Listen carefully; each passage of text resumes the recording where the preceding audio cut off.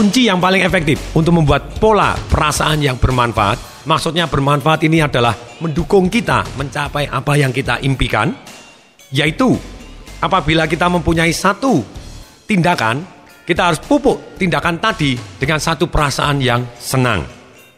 Tapi kalau tindakan tadi ternyata menghambat kita atau mengarah ke suatu hal yang negatif, kita harus berikan kesengsaraan. Itu sebetulnya cara yang paling efektif. Kesengsaraan di sini bukan dipukulin, bukan di apa, tapi bisa jadi hanya dicuekin saja juga bisa, atau dirusak polanya yang kita akan belajar di CD berikutnya. Saya beri contoh, misalnya seorang anak, mungkin anak tetangga Anda, bisa jadi juga anak Anda, saya tidak tahu, semoga bukan, pastilah bukan gitu ya. Misalnya Anda pergi ke mall, pada waktu Anda ke mall, Anda melihat ada anak-anak yang minta kepada papahnya dan nangis-nangis atau minta kepada mamahnya gulung-gulung di bawah.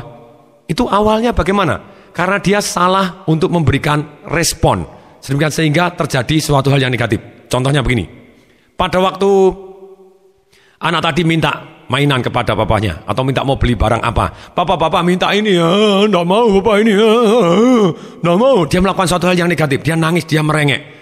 Kemudian papanya karena melihat dia nangis, dia kasihan, ya sudah, diam, dibeliin. Waktu dia dibeliin, dia menghubungkan antara satu perasaan. Oh, jadi kalau saya kepingin, saya harus nangis. Kalau saya nangis, saya bisa mendapatkan yang saya inginkan.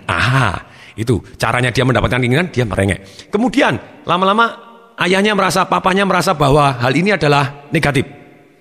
Kemudian pada waktu anaknya nangis, papa nggak mau, aku minta ini. Papanya, lama-lama dia capek, papanya, ya sudah, pokoknya kamu nangis pun tetap tidak akan saya beliin.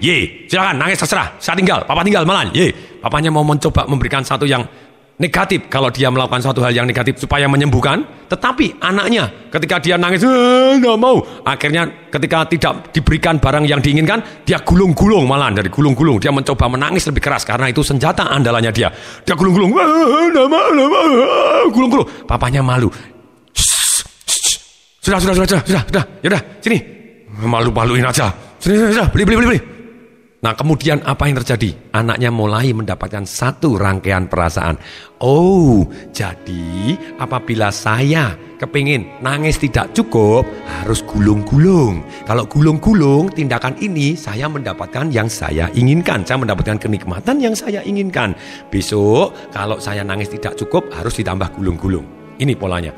Kemudian berikutnya, ketika orang tuanya lama-lama juga capek hati, papahnya, mamanya juga capek hati, gulung-gulung biarin. Ketika anaknya nangis, gulung-gulung, enggak mau, papa jahat, enggak mau. Papanya cuekin, terserah, mau nangis boleh saya tinggal. Ketika mau ditinggal, anaknya gulung-gulung ternyata tidak mendapatkan perhatian. Anaknya mulai mencari perhatian, mendapatkan kenikmatan dengan cara bagaimana? Jedotin kepala ke lantai. Jedotin, tunggu.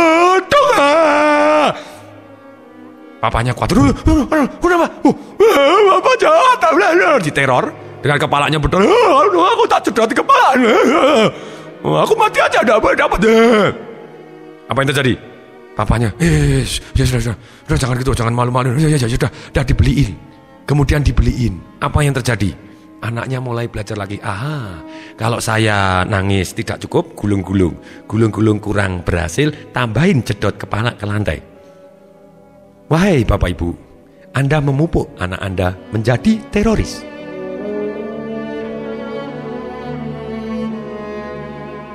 Nah, misalnya besok dia ceritanya pada waktu pacaran, kemudian dia pengen dapatkan pacarnya tidak mau pacaran dengan dia lagi. Bukannya dia meningkatkan diri menjadi lebih baik, tapi mungkin dia malah ngancam bunuh diri. Kalau kamu putus aku bunuh diri ya. Ketika pacarnya cuek, dia mencoba bunuh diri. Sebetulnya dia mau nyoba aja, tapi mati sungguhan. Nah, ini problemnya gitu ya. Jadi celaka, dia tidak kepingin mati, tapi malah mati sungguhan.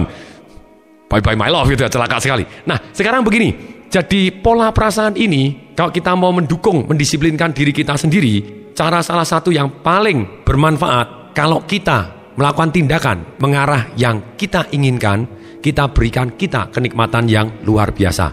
Tetapi kalau kita tidak melakukan tindakan yang mengarah ke tempat yang kita inginkan, kita harus berikan ketidaknikmatan. Dengan pola seperti ini, perasaan kita terbentuk bahwa, oh yes, kalau saya disiplin mengejar yang saya inginkan, berarti saya mendapatkan kenikmatan. Sebagai contoh, misalnya, pada waktu saya mempunyai goal menjadi mahasiswa teladan. Saya punya alasan sangat kuat sudahan, saya punya goal dan saya belajar dari yang terbaik. Dan kemudian di tengah jalan saya punya perasaan, aduh kok belajar, aduh males deh, nah, ini enaknya gini, nonton bioskop aja, enaknya main aja, enaknya begini. Padahal saya tahu kalau saya main ini bahaya. Kalau main berarti tidak bisa mendapatkan hal yang saya inginkan. Saya harus disiplinkan diri saya sendiri, saya harus mendapatkan kenikmatan pada waktu saya belajar. Apa yang saya lakukan? Saya iming-imingin diri saya sendiri. Pada waktu saya sudah jadi sales emas, dulunya pernah ngelesin anak-anak juga, anak-anak SD, SMP juga. Kemudian saya juga jadi sales dan sudah mempunyai income. Apa yang saya lakukan? Saya bicara kepada diri sendiri. Oke, sekarang belajar, begitu belajar, sudah belajar dan akhirnya mendapat nilai A, saya akan belikan diri saya sendiri Levi's.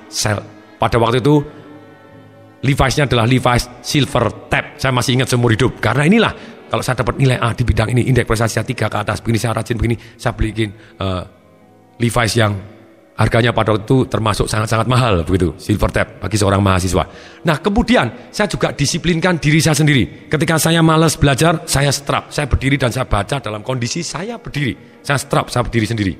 Orang tua saya tahu kalau saya lagi berdiri baca, ketika mau disuruh, sebentar Pak, ini baru menghukum diri sendiri, mendisiplinkan diri sendiri. Tolong kasih waktu Pak biar berdiri strap. Oh, very good gitu ya.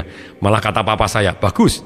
Kalau kamu bisa mendisiplinkan diri sendiri, mungkin kamu tidak perlu didisiplinkan oleh orang lain. Satu kata-kata yang menarik. Kalau kita bisa mendisiplinkan diri sendiri, mungkin kita tidak perlu didisiplinkan oleh orang lain. Saya strap diri sendiri, saya baca 30 menit. Setelah saya 30 menit, yes, saya kasih kenikmatan, saya kasih apa? Kasih hadiah. Inilah akibatnya terjadi satu pola bahwa kalau saya belajar, kalau saya disiplin, saya dapatkan hadiah nikmat. Akhirnya lama-lama terkait bahwa belajar adalah sama dengan nikmat.